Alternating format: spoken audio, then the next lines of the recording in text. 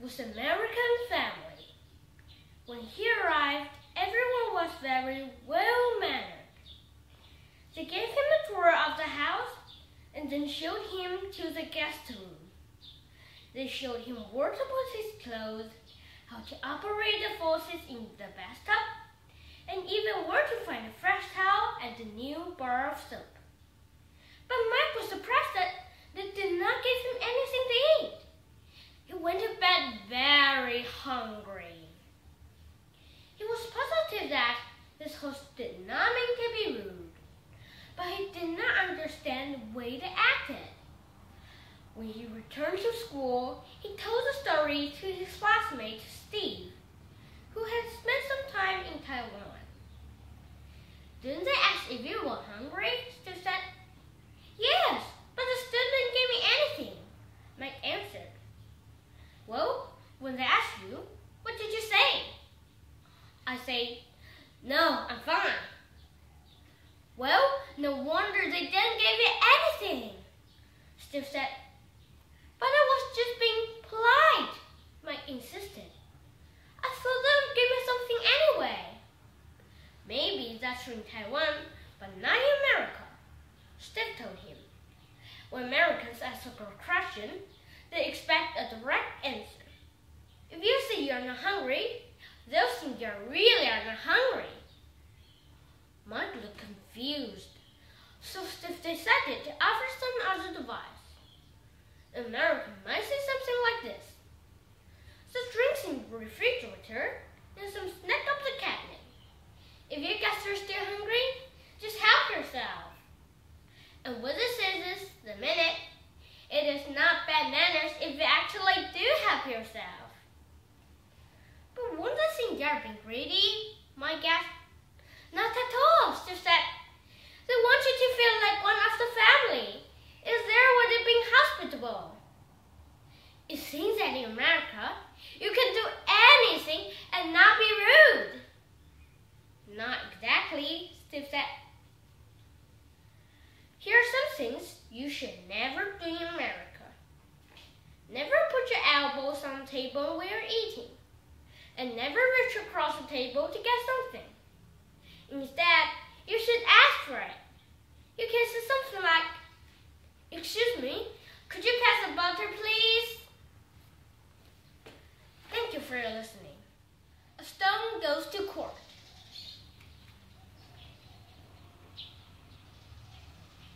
Tom lived with his grandmother in a small town. His grandmother was good at baking cookies. Every day, Tom would take a basket of cookies to town to sell them.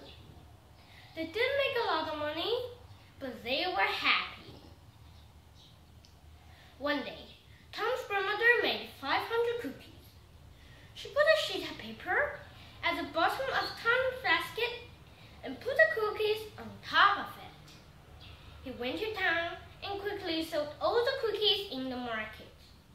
He earned 500 cents and put all the money under the paper in his basket. On the way home, he saw an old woman carrying a basket of oranges. Suddenly, she tripped and fell. The oranges flew out of her basket. Tom put down his basket and ran to help her. He picked up all the oranges and put them back in her basket.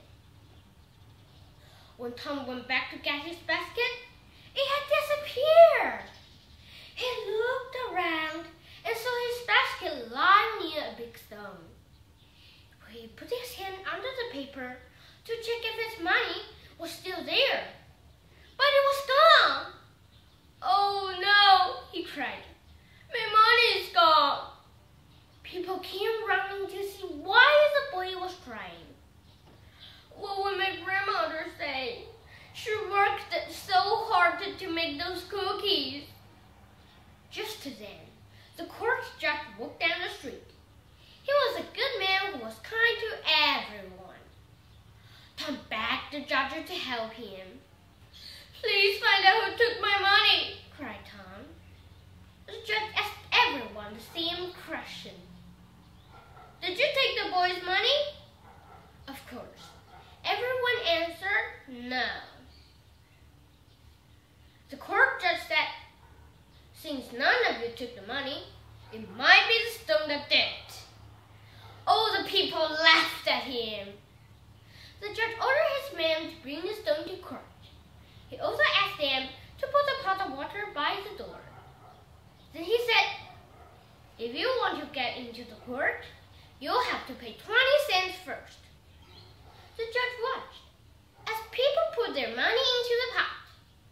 Many people paid to get in. A man with a big nose put 20 cents into the pot. "That's the man who took the boy's money." King of the birds. In a time long ago, when the world was young, the birds decided they needed a king. A meeting was called. They had lots of ideas on how to choose a king. Some wanted to take a vote. Others thought the king should be the best hunter. In the end, they determined that the bird who could fly the highest would be king. They wanted the weather to be perfect for the contest.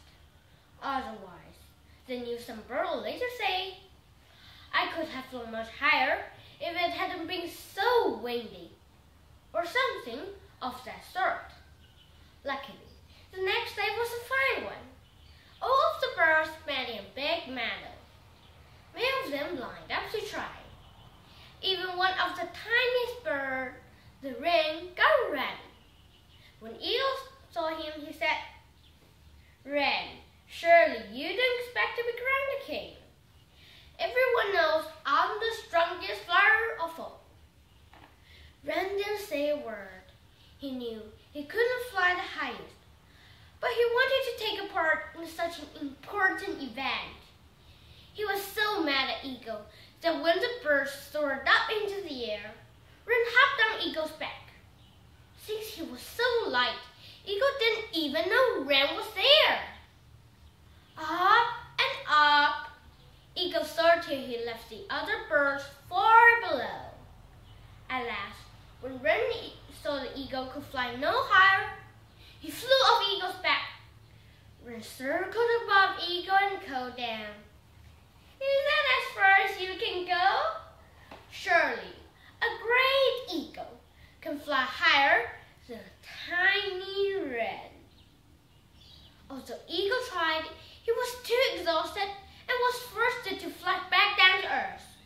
When they landed, Wren called out, "I'm the winner! I'm the king!" The other animals couldn't believe it. They didn't want to be ruled by such a tiny, insignificant bird. But what choice did they have? Wren seemed to have won the contest fair and square. Eagle, however, knew that Wren had cheated. With his keen eyes, he had seen Wren fly up his back. The enormous eagle looked at the tiny bird and angrily demanded, "Wren, it's time you tell everyone the truth." Wren didn't say